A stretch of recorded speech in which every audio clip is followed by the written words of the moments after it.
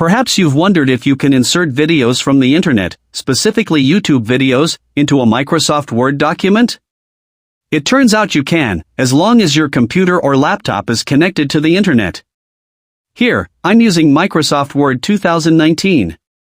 Inserting a YouTube video into Word 2019 is very easy. Watch this tutorial to learn how. First, make sure your computer or laptop is connected to the internet.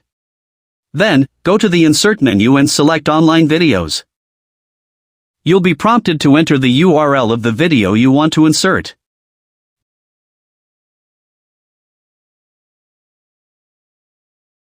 After entering the URL, click Insert.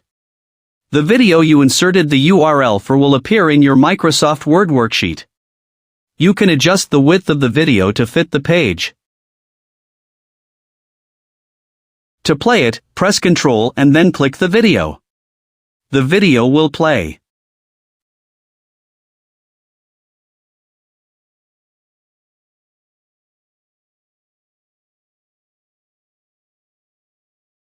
Easy, right?